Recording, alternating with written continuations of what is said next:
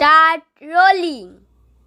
বন্ধুরা, আজকে আমরা নতুন রেসিপি নিয়ে এসেছি। যেহেতু এটা শীতের শেষের দিক এবং টমেটো এখন অত্যন্ত সস্তা, সেই জন্য প্রত্যেকেই এটাকে ব্যবহার করতে পারেন, কারণ প্রত্যেকের বাড়িতেই রান্নার জন্য টমেটো ব্যবহার হয়। বছরের অন্যান্য সময় তো যেহেতু টমেটোর দাম অনেক বেশি থাকে, সেই জন্য এই সময় আপনারা টমেটো পিউরি করে রাখতে পারেন, যেটা আপনারা ইজিলি 6 মাস থেকে 1 বছর ব্যবহার করতে পারেন, আপনাদের যেরকম কোয়ান্টিটি তৈরি করবেন তার উপরে। আমি প্রায় এখানে 2 কেজি মতন টমেটো ধুয়ে নিয়েছি, ধুয়ে পরিষ্কার করে নিয়েছি। এখন এটাকে কেটে আমরা রেডি করছি, একটু স্লাইস করে নিচ্ছি যাতে এটাকে আমার মিক্সিতে স্ম্যাশ করতে সুবিধা হয়, একটু তাড়াতাড়ি হয়। ঠিক আছে, আমরা এখন সমস্ত টমেটোগুলোকে কেটে নিয়েছি। এগুলোকে এখন মিক্সিতে দিয়ে এটাকে পেস্ট করে নেব। যতটা মিহি করা সম্ভব হয় ততটা মিহি করে নেব, তাহলে ভালো হবে। কারণ যত মিহি হবে পেস্টটা, তত এর কোয়ালিটি ভালো হবে। যে পিউরি তৈরি হবে, পিউরির কোয়ালিটি ভালো হবে।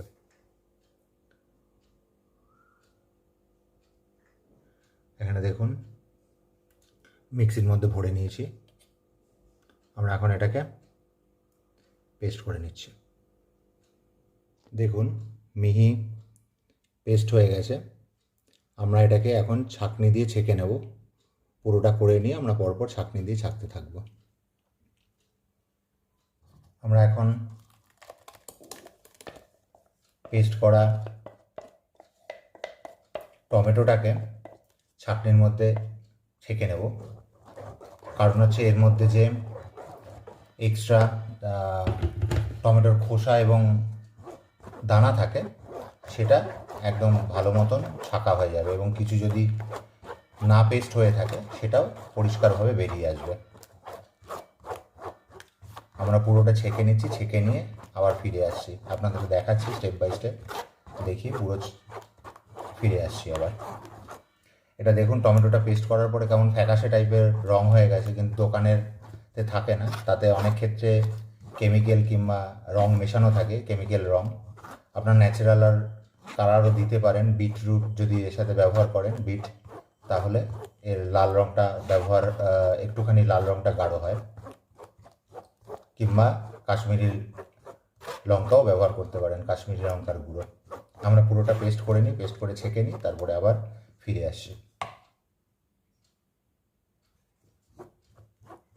দেখুন এখানে কতটা ঠিক মতন পেস্ট হয়নি, এরকম জিনিসও রয়ে গেছে। খুব বিশেষ করে এর মধ্যে খোসা আর দানাটাই বেশি পরিমাণ রয়েছে। এটাকে পুরো ছেঁকে পরিষ্কার করে নিতে হবে। পুরোটা আমরা করে নিয়ে আসছি। আমরা পুরোটাকে পেস্ট করে নিয়েছি। এখন আমরা এটাকে ছাঁকনিতে ভালো মতন ছেঁকে নিচ্ছি।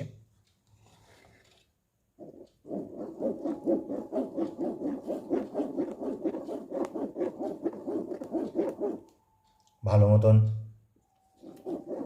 ছেঁকে নিলে এর মধ্যে যে এক্সেস ভালো মতন স্ম্যাশ হয়নি যে পাল্পটা আছে, সেই পাল্পটা আলাদা হয়ে যাবে। সেটাকেও আমরা অন্য কাজে লাগাবো।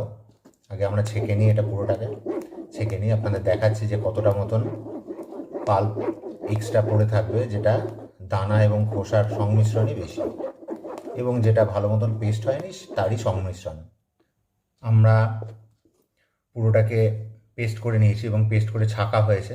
দেখুন এতটা মতন বেরিয়েছে। এর মধ্যে কোনো জল মেশানো নেই, সম্পূর্ণ টমেটোটা পেস্ট করার পর, ছাঁকার পর ছাঁকনি দিয়ে এই লিকুইডটা বেরিয়েছে, টমেটোর পেস্টটা বেরিয়েছে। এবং এটাকে এখন আমরা জাল দেব। জাল দিয়ে এটাকে আরও বেশি জলটাকে উড়িয়ে নিতে হবে, এবং একটু ঘন যাতে হয়, এবং এর সাথে অন্যান্য আরও ইনগ্রেডিয়েন্ট মেশাতে হবে। সেটাকে আপনারা স্টেপ বাই স্টেপ দেখেন। এবং ছাকার পরে দেখুন এতটা পরিমাণ, যেটা ছাকা যায়নি, কিছু কিছু ক্ষেত্রে পেস্ট হয়নি, সেই জিনিসগুলো পড়ে রয়েছে, এবং ম্যাক্সিমাম ক্ষেত্রে দানা দেখতে পাচ্ছেন, সমস্ত জায়গায় দানাগুলো পড়ে রয়েছে। আমরা এটাকেও ফেলবো না, এটাকে দিয়ে আমরা যে কারেন্ট ব্যবহার, কোনো যে সবজি কিংবা কোনো কিছু বানালে সেই ক্ষেত্রে আমরা এটাকে ব্যবহার করব। এটা দিয়েও আমরা কি তৈরি করব সেটাকেও আপনাকে আমি দেখাচ্ছি পরপর।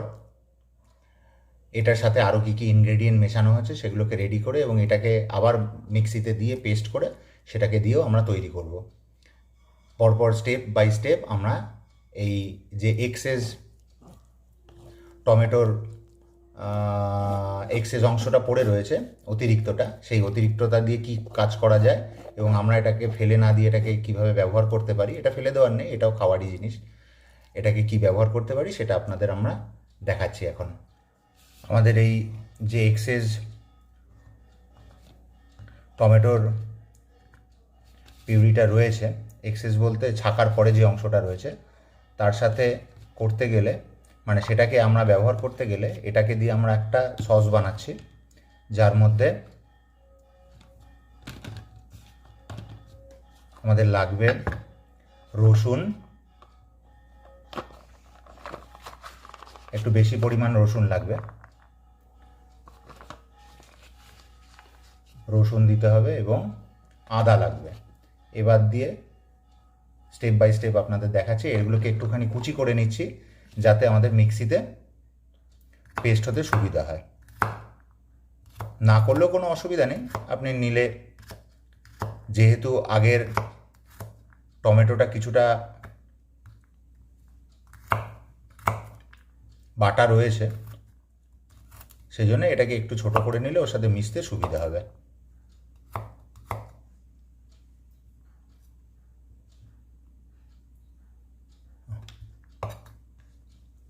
আদাগুলোকে একটু ছোট করে নিচ্ছি যাতে মিশতে সুবিধা হয় মিক্সিতে।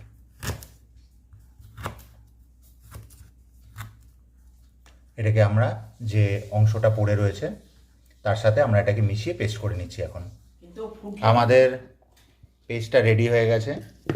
দেখুন এক্সেস যে টমেটোটা ছিল তার মধ্যে রসুন এবং আদা মিশিয়ে পেস্ট রেডি হয়ে গেছে। এটাকে আমরা এরপরে পরপর প্রিপারেশান তৈরি করব এটা সস বানানোর জন্য।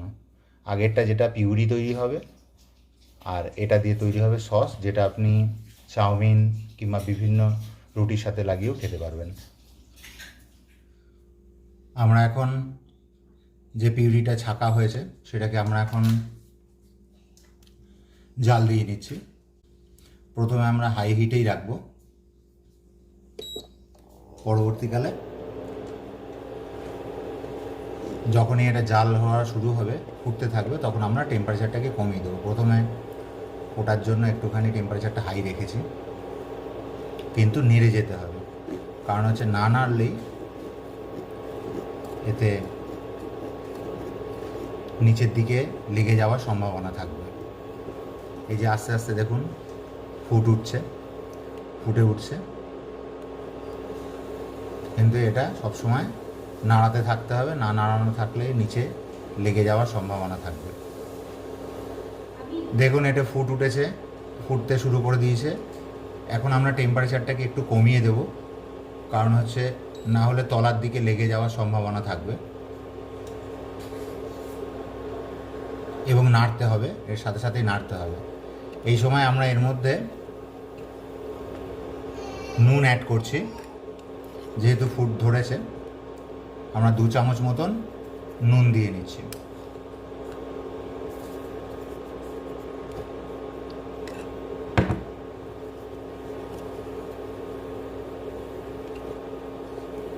আমরা এতে অন্য কোনো জিনিসই মেশাচ্ছি না, বিভিন্ন মশলাও মেশানো যায়, আমরা মেশাচ্ছি না, একদম পিউরি হিসেবেই রাখছি নুনটা। এবং এরপরে আমরা ভিনিগার অল্প একটু দেবো, আবার এরপরে যখন ঠান্ডা হয়ে যাবে তখনও আমরা ভিনিগার মেশাবো। ভিনিগার এবং নুন একে প্রিজারভেশনের জন্য সহযোগিতা করবে। এবার দিয়ে অন্য কোনো জিনিস আমরা এর সাথে মেশাচ্ছি না।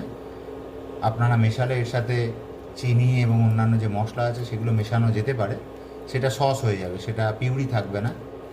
পিউরির জন্য কেবলমাত্র নুন আর ভিনিগার এর প্রিজারভেটিভ এবং টেস্টের জন্য এটাকে মেশানো হচ্ছে।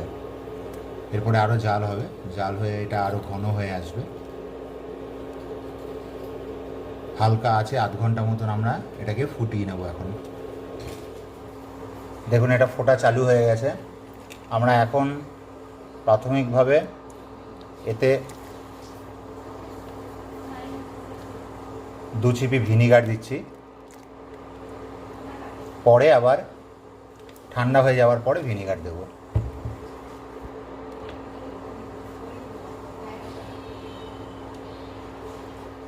এটা এখন কিছুটা ঘন হয়ে এসছে, আস্তে আস্তে আরও ঘন হবে। কনসিস্টেন্সি ঠিকঠাক হলে তারপরেই আমরা এর জাল বন্ধ করব।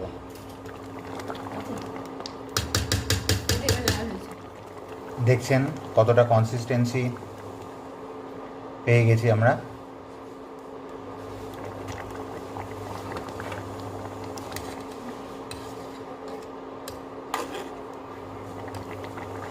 দেখুন কতটা কনসিস্টেন্সি দেখতে পাচ্ছেন। এবার আমরা এটাকে নামিয়ে দেবো, এর থেকে বেশি হলে তলায় লেগে যাবে।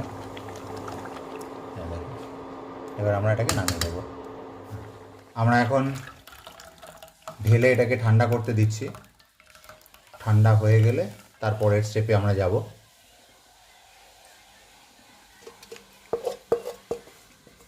বন্ধুরা, আমরা যে পাল্পটা ছিল ছাকার পরে সেটাকে আমরা মিক্সিতে আবার গ্রাইন্ড করে নিয়েছি এবং এর সাথে আদা এবং রসুন একসাথে পেস্ট করে নিয়েছি।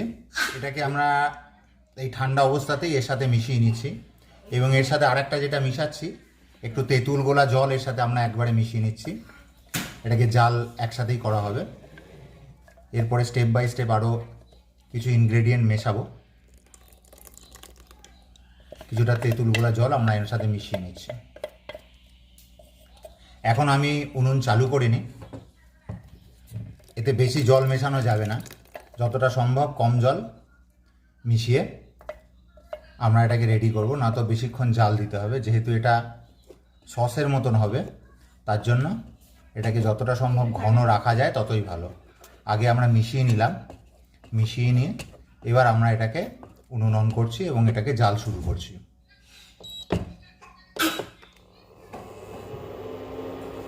আজ খুব বেশিতে রাখবেন না, কারণ হচ্ছে তাতে পোড়া লাগার চান্স থাকবে।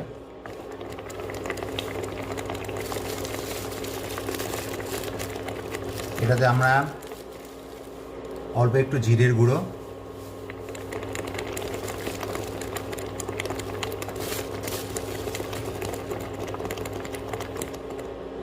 এবং তার থেকে একটু বেশি ধনের গুঁড়ো এর সাথে মিশিয়ে দিচ্ছি।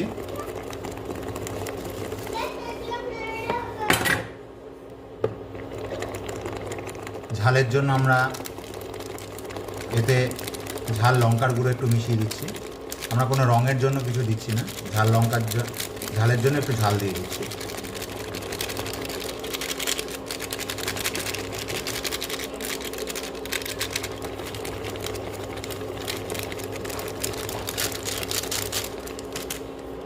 এক চামচ মতন আমরা ঝাল লঙ্কার গুঁড়ো এর সাথে মিশিয়েছি। খুব বেশি দিলাম না, কারণ এটা তো হট সস তৈরি হচ্ছে না, সেই জন্য খুব বেশি ঝাল লঙ্কার গুঁড়ো দিলাম না, হালকা দিলাম। এটা মিষ্টি মিষ্টি টক টক ঝাল ঝাল যাতে হয় সেরকম ধরনের এটা তৈরি হচ্ছে। এর মধ্যে আমরা এখন এক চামচ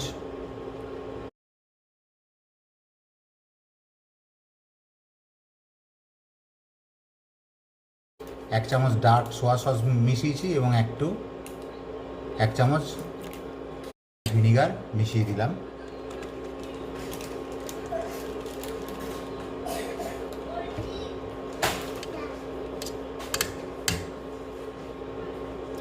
এটাকে আমরা ভালো করে মিশিয়ে নেব।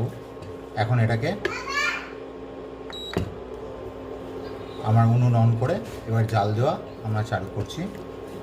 আগে পজ করে রেখেছিলাম, নয়তো পোড়া লেগে যেতে পারতো, সেই জন্য পজ করে রেখে আমি এগুলোকে মিশিয়ে নিলাম এবং আমরা উনুনটাকে আবার চালু করে দিয়েছি এটা জাল হওয়ার জন্য।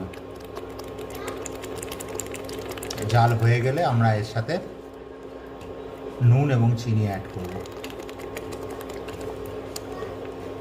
আমাদের মনে হচ্ছে এটা একটুখানি জল দিতে হবে, না হলে এটা খুব বেশি পরিমাণ ছিটছে। আমরা এতে হাফ কাপ মতন জল অ্যাড করে দিলাম, কারণ একটু জাল হতে হবে।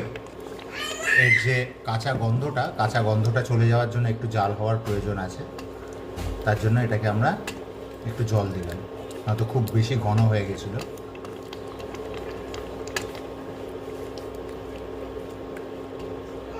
আমাদের এটা নাড়তে থাকতে হবে, কারণ হচ্ছে না নাড়লে এতে পোড়া লাগার চান্স থাকবে।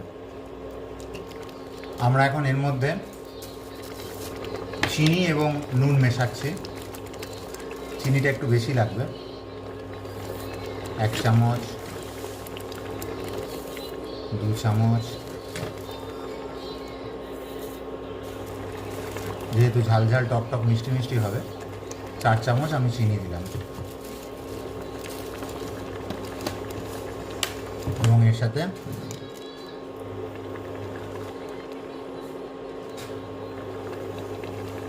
এক চামচ মতো নুন দিলাম, পরবর্তীকালে লাগলে আবার দেওয়া যাবে।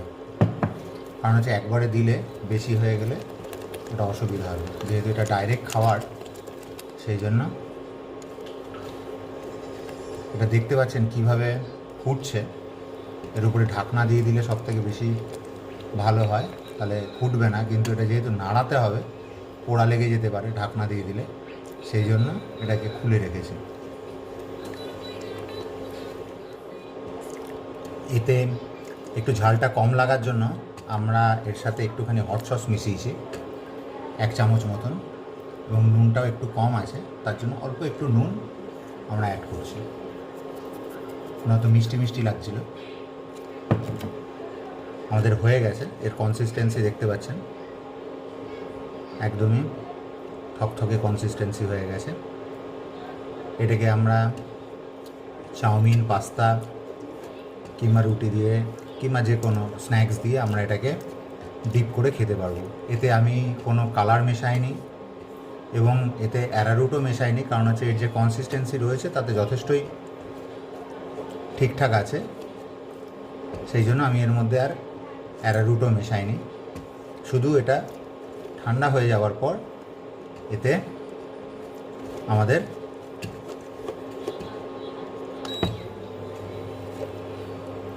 একটুখানি ভিনিগার মেশাতে হবে, কারণ ভিনিগারটা প্রিজারভেশনের জন্য ওটা লাগবে। ফ্রিজে রেখে দেওয়া হবে ঠিকই, কিন্তু ভিনিগারটা থাকলে একটু বেশি দিন আমরা এটাকে প্রিজার্ভ করতে পারি। এটাকে আমরা একটু জাল দিয়ে এরপরে আমরা নামিয়ে নেব। এটা আমাদের প্রায় হয়ে এসছে। আমরা এখন এটাকে নামিয়ে নেব, আগুন বন্ধ করে দিচ্ছি। আমরা এখন এটা পিউরিটা ঠান্ডা হয়ে গেছে। আমরা এখানে ভিনিগার 2 হাতা মিশিয়ে দিচ্ছি, কারণ হচ্ছে ভিনিগারের জন্যই এটা প্রিজার্ভ করা যাবে, 1 বছর অবধি যাতে প্রিজার্ভ করা যায়, তার জন্য ঠান্ডা হওয়ার পরে আমরা ভিনিগারটাকে মিশিয়ে দিলাম এর সাথে।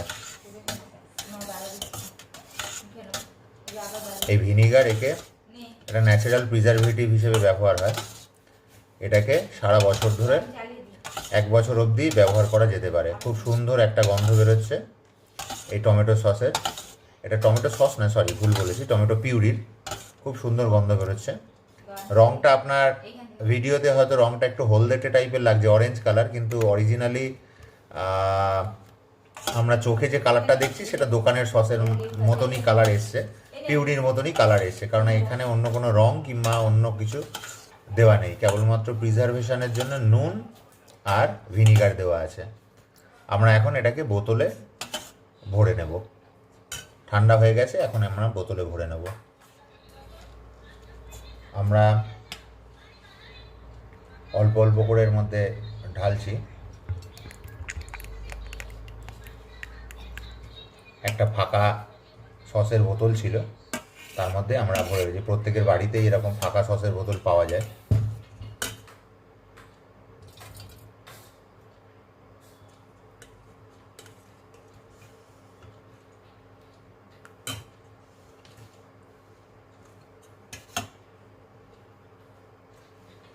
এক হাতা করে নিয়ে আমরা এর মধ্যে ভরে নিচ্ছি।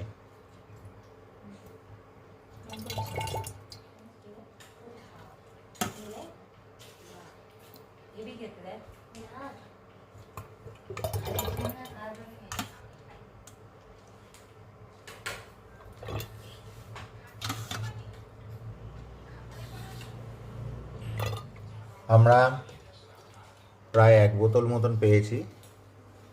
এই ছিপি দিয়ে এটাকে আমরা ভর্তি করেছি। 2 কেজি টমেটো থেকে আমরা মোটামুটি 1 কেজি হয়নি, 1 কেজির থেকে একটু কম হয়েছে। পেয়েছি 1 কেজির থেকে একটু কম, ওই 1.25 কেজি মতন ধরে রাখতে পারেন। আর বাদবাকিটা সস বানিয়েছি, সেটাকেও আমাদের পরে দেখাচ্ছি। এই 3 বোতল আমরা পেয়েছি। কাঁচের বোতলে দেখতে পাচ্ছেন 1 কেজির কাঁচের বোতলে মোটামুটি প্রায় 750 গ্রাম মতন পিউরি পেয়েছি, এবং প্লাস্টিকের কন্টেনার এবং কাঁচের শিশির মধ্যে আমরা যেটা এক্সট্রা ছাকার পর যেটা ছিল সেটাকে দিয়ে আমরা সস বানিয়ে নিয়েছি। ঝাল মিষ্টি টমেটোর সস বানিয়ে নিয়েছি, সেটাকে দিয়ে চাউমিন এবং খাওয়া যায়। Wow, that's amazing. আপনারাও বানান, আপনারাও ব্যবহার করুন এবং জানাবেন কেমন লাগছে। Subscribe for more content.